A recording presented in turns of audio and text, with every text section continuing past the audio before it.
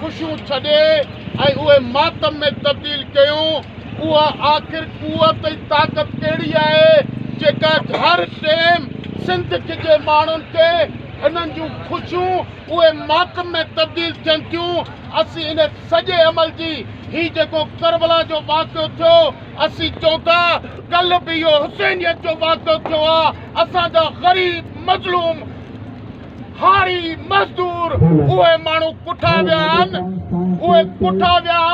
ऐं असां राति खां वठी वेठा रहिया आहियूं।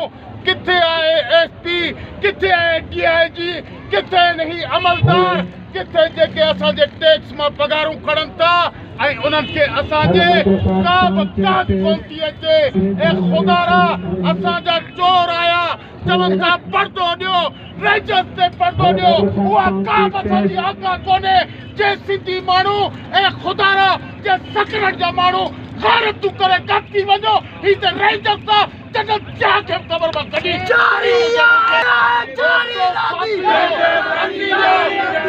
पैगाम था ॾियूं त सिंध जूं माइरूं सुंड न थियूं आहिनि। तव्हांखे केतिरा माण्हू आहिनि? असीं सभु साइंसदान छा असीं सभु लाइन में वेठा आहियूं। असां पंहिंजा सीना सुपर कए वेठा आहियूं। सिंध जूं रीतूं ऐं रस्मूं आहिनि। जे तव्हां रजत जो नथा वञो त पोइ पहिरां खया आहिनि, पहिरां SP तुंहिंजी ऑफिस में हया आहिनि। ही हज़ारे माण्हुनि जो मेड़ घुरतो करे त पहिरां तुंहिंजी ऑफिस में त चोर कढी ॾे त पहिरां कढी ॾे।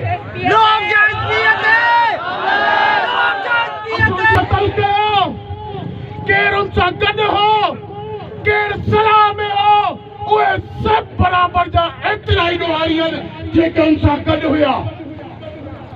असां राति खां वेठा आहियूं।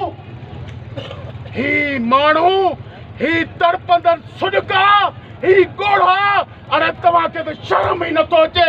शायदि तव्हांजे घर में का मां भेण ॼाई ई नाहे। मश्करियूं था कयो। तव्हां असांखे सॼी इहे 4 ॾींहं तव्हां विहारे छॾियो आहे। तव्हांखे ख़बर ई कोन्हे असीं कंहिंजा पोइ लॻियूं। ही त 4 ॾींहं 4 महीना पंहिंजे शहीदनि जे रत लाइ असीं सॼा गुज़ारींदासीं। 4 साल ही ज़िंदगी जो सॼो सफ़र कुर्बान करे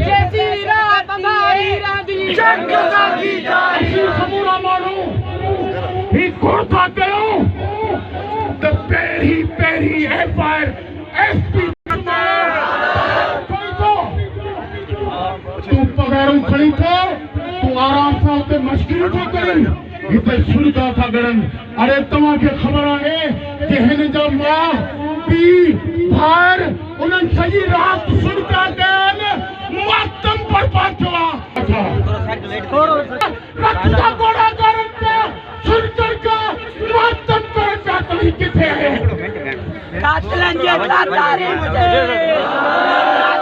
जॾहिं मेजर जनरल खे फांसी ते लटकाए सघे थी त तव्हीं ॿुधायो सकरनि जा रवासियो हारी मज़दूर आबादगार। अरे फ़ैसिलो तव्हांजे हथ में आहे त पाण इन जनरल खे झुकाए सघूं था। नथा झुकाए सघूं। कहिड़ा झुकाइनि था? हथ में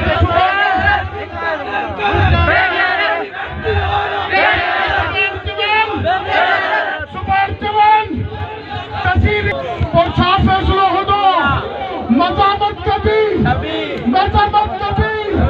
जंग कभी विड़बो शहीद जे रत का इंसाफ करो। अरे SP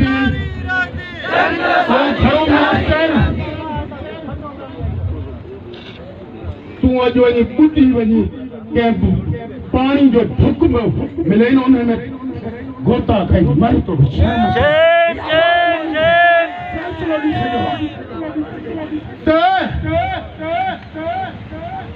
मारी जाही जलपानी इहे दहशतगर्द न आहिनि। ही ॾिसो ही टोपिन वारा इहे असांजा ॿार आहिनि।